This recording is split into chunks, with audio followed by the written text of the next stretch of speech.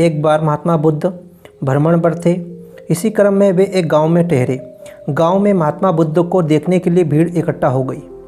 सभी उनसे आशीर्वाद लेने के लिए उनके पास पहुंचने लगे। यह देख महात्मा बुद्ध ने निश्चय किया कि कुछ दिन वहीं रुककर लोगों को उपदेश देंगे। रोज़ शाम को गांव में सत्संग होने लगा। सत्संग में बुद्ध जीवन को नई दिशा देने वाले प्रवचन देने लगे। लोगों की भारी भीड़ सत्संग में आने लगी। बुद्ध की वाणी में ऐसा सम्मोहन था कि उनके प्रवचन लोगों के सीधे दिल में उतरते गए, उनके जीवन को नया बोध देते गए। सत्संग में प्रतिदिन एक नवयुवक भी आता। वह रोज़ बुद्ध का प्रवचन सुनता और घर चला जाता। ऐसा कई दिन चला।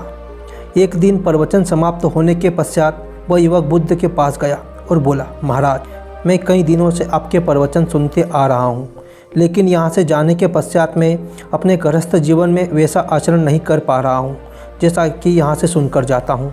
इससे मुझे आपके प्रवचनों पर संदेह हो रहा है। उनका मुझ पर कोई असर क्यों नहीं हो रहा है?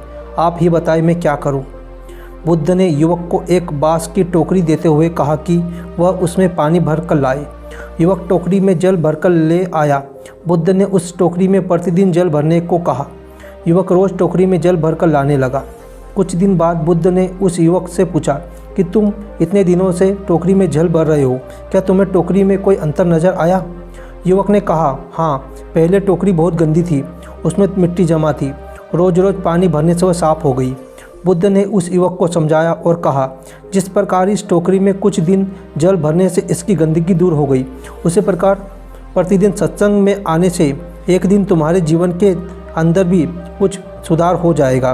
तुम्हारा हृदय भी उस टोकरी की तरह साफ और निर्मल हो जाएगा और तुम पर भी उपदेशों का असर होने लगेगा।